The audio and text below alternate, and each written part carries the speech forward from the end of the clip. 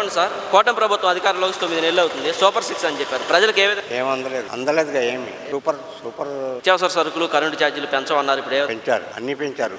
నిత్యావసరం పచారీ సామాన్లు అని ఏంటి కరెంట్ బిల్లులు అని అన్నీ పెంచేశారు. ఫ్రీ బస్ కానీ అమ్మఒడి కానీ ఇస్తాం. ఇవ్వలేదుగా ఇవ్వలా, గ్యాస్ ఇవ్వలా, అమ్మఒడి ఇవ్వలేదు, ఏంటి ఫ్రీ బస్ ఇవ్వలేదు, ఇస్తామన్నా ఇవ్వలా. మరి రాజధాని కడతామని చెప్తున్నారు. మరి రాజధాని కానీ రోడ్లు కానీ వేస్తామని చెప్తున్నారు. కడుతున్నారు కానీ ఇప్పుడు ఇంకా అవలా అవుద్ది అంటున్నారు, ఇంకా అవలేదుగా. గవర్నమెంట్ స్కూల్లో ఇంగ్లీష్ మీడియం తీసేస్తామంటున్నారు. మరి పిల్లలకి ఇంగ్లీష్ మీడియం ఉండాలంట. ఉండాలిగా ఇంగ్లీష్ మీడియం. మరి రాబోయే రోజుల్లో ఈ కూటమి ప్రభుత్వం పరిపాలన ఏ విధంగా చేస్తారు? కూటమి ప్రభుత్వం ఉండదు, తీసేస్తారు.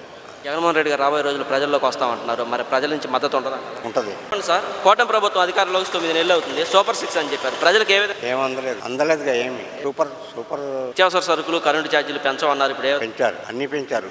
నిత్యావసరం పచారీ సామాన్లు అని ఏంటి కరెంట్ బిల్లులు అని అన్నీ పెంచేశారు. ఫ్రీ బస్ కానీ అమ్మఒడి కానీ ఇస్తాం. ఇవ్వలేదుగా ఇవ్వలా, గ్యాస్ ఇవ్వలా, అమ్మఒడి ఇవ్వలేదు, ఏంటి ఫ్రీ బస్ ఇవ్వలేదు, ఇస్తామన్నా ఇవ్వలా. మరి రాజధాని కడతామని చెప్తున్నారు. మరి రాజధాని కానీ రోడ్లు కానీ వేస్తామని చెప్తున్నారు. కడుతున్నారు కానీ ఇప్పుడు ఇంకా అవలా అవుద్ది అంటున్నారు, ఇంకా అవలేదుగా. గవర్నమెంట్ స్కూల్లో ఇంగ్లీష్ మీడియం తీసేస్తామంటున్నారు. మరి పిల్లలకి ఇంగ్లీష్ మీడియం ఉండాలంట.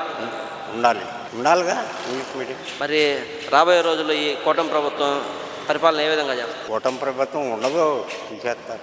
జగన్మోహన్ రెడ్డి గారు రాబోయే రోజులు ప్రజల్లోకి వస్తామంటున్నారు. మరి ప్రజల నుంచి మద్దతు ఉంటుందా? ఉంటుంది.